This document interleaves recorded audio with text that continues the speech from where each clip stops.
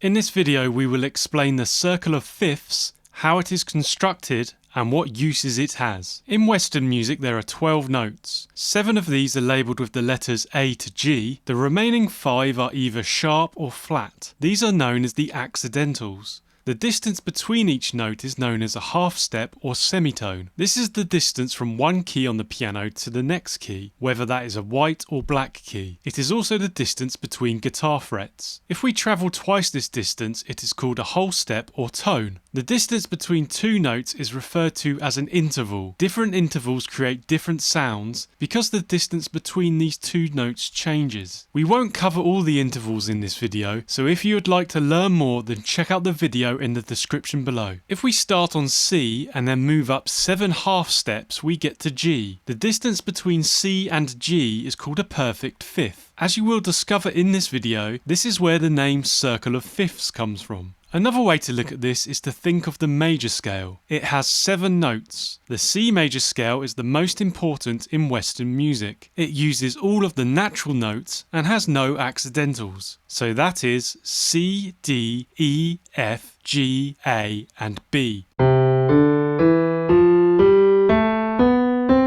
This is all of the white keys on the piano. If we label each note with a number 1 to 7, you can see that G is the 5th note. So the distance between the first note in a major scale and the 5th note is a perfect fifth interval. The circle of fifths allows us to visualize this relationship between all 12 notes. If we draw a circle and think of it like a clock face, then we will place C right at the top in the 12 o'clock position. As we discussed, the note that is a perfect fifth up from C is G. So we now place G in the 1 o'clock position. Now we start from G, move up 7 half steps again, and this time we get to D. We place D in the 2 o'clock position. We repeat this process, continually moving up a perfect fifth or 7 half steps from the previous note, until we have C sharp in the 7 o'clock position. Now we have 8 notes on our circle, but we need to fill in the remaining 4. To do this, we will return to the C note at 12 o'clock,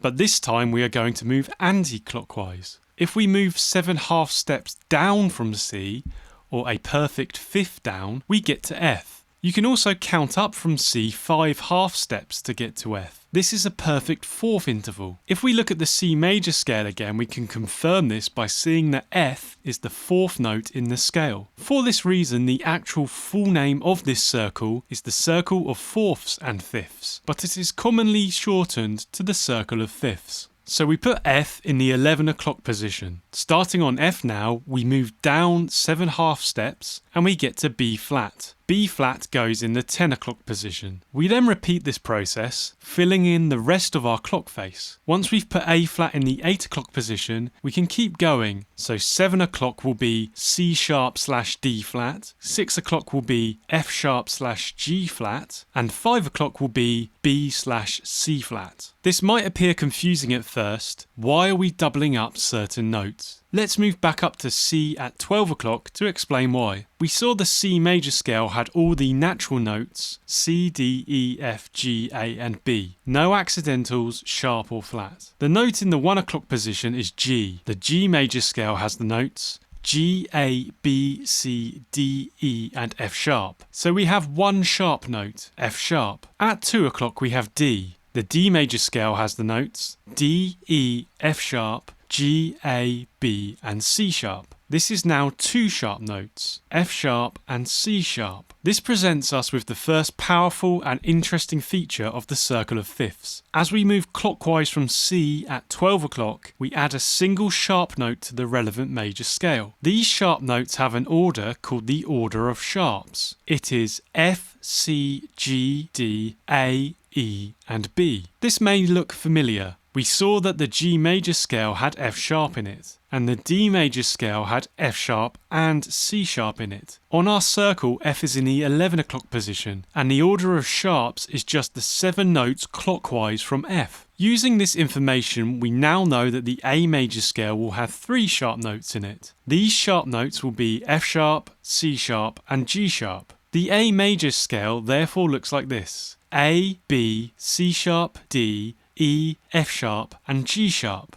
so the last sharp note in the order will always appear as the 7th note in our chosen major scale. Another way to find this 7th note is to move half a step below the tonic note. The order of sharps runs until we get to C sharp. The C sharp major scale has the notes C sharp, D sharp, E sharp, F sharp, A sharp and B sharp. So we can't have any more sharps in a scale. This is why we ended on the C sharp note at 7 o'clock in the first phase of creating our circle of fifths. Where there is an order of sharps, there is also an order of flats. The order of flats is B, E, A, D, G, C and F. We've seen this one before. It is the order of sharps in reverse. This makes sense if you think that we moved in an anti-clockwise direction when dealing with flat notes on our circle of fifths. And these notes are the notes if we start on B and move anti-clockwise around the circle. Let's test this out by going back to C at 12 o'clock. We'll move anti-clockwise to F. The F major scale has the notes F, G, A, B flat, C, D and E. So the first note in the order of flats is placed as the 4th scale degree. We'll now move to B flat at 10 o'clock. What do you think the notes in the B flat major scale will be? Well, we know that it will have 2 flat notes because we are 2 positions in an anti-clockwise direction away from C on the circle. We know from our order of flats that these 2 flat notes will be B flat and E flat. And we know that E flat will be in the 4th scale position. So let's start on B flat and construct the scale. It is B flat, C, D, E flat, F, G and A. You can continue this technique anti-clockwise around the circle until you reach C flat/B. The C flat major scale has 7 flat notes in it, all from the order of flats. I hope you can now see why we have these 3 crossover notes, or as they are formally known, enharmonic equivalents.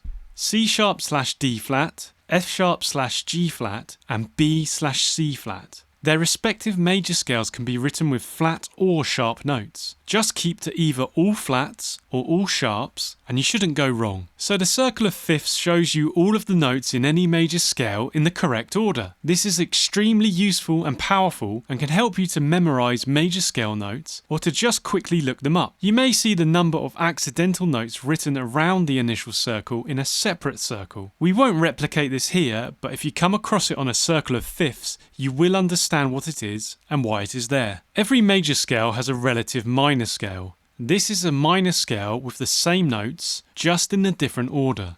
If you are familiar with the modes of the major scale, you will know that the natural minor scale is also called the Aeolian mode. Each Aeolian mode has the same notes as a major scale. The major scale is also known as the Ionian mode. If you want to know more about modes, then check out our video in the description. Let's clarify this with an example. We know the C major scale has the notes C, D, E, F, G, A and B.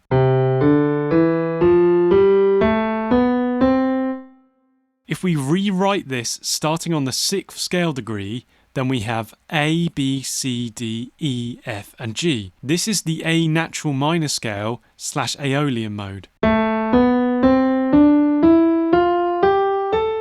So A minor is the relative minor of C major. The circle of fifths will often have an inner circle with these relative minors written on them. So we begin by writing A minor directly under C at 12 o'clock. If we complete the relative minor circle, you'll see that they follow a similar pattern. It's like we've started at 3 o'clock on the first circle. Relative minors also work as chords, so the relative minor chord of C major is A minor. If you've seen any of our chord progression videos, you will know that this has useful functions in songwriting. Now we have all the major and minor chords at our fingertips, and we know the relative minor chords of the major chords and vice versa. I hope you are starting to appreciate the power of this single diagram. But we are not done yet. There are some useful songwriting functions of the circle of fifths that will help to speed up your songwriting. Let's start by playing the notes on the circle as chords. Listen to how it sounds if we move from C major to G major. And now listen to the sound of C major to F sharp major.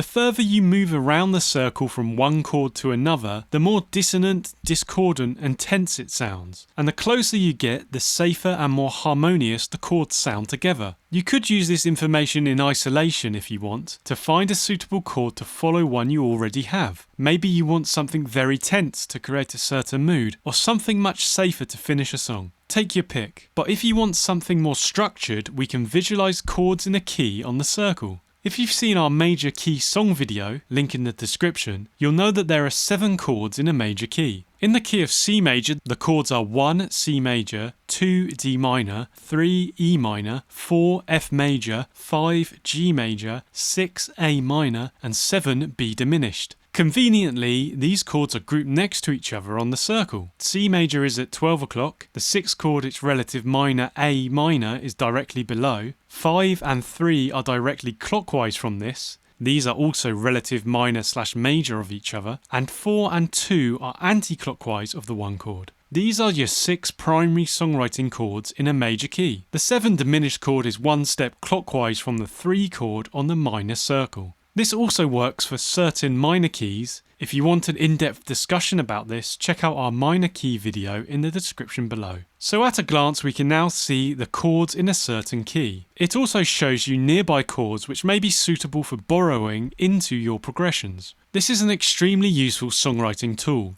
You can also use the circle to visualize where entire keys are in relation to each other. This can help you to visualize key changes in your song and how they will sound. You can also identify potential shared chords to use for your key changes. For example, shifting from the key of C major to G major will sound less dissonant or jarring than changing from C major to F sharp major. You can also go between major and minor keys. For example, C major to E minor will be smoother than C major to F minor. The circle of fifths is a powerful tool in your songwriting arsenal, and it is worth at least being aware of. Rewatch this video or ask in the comments if you need more clarification. There may be some more insights beyond the ones we have covered here. If you want some more help with the intervals that make up the circle of fifths, then check out the video on screen now.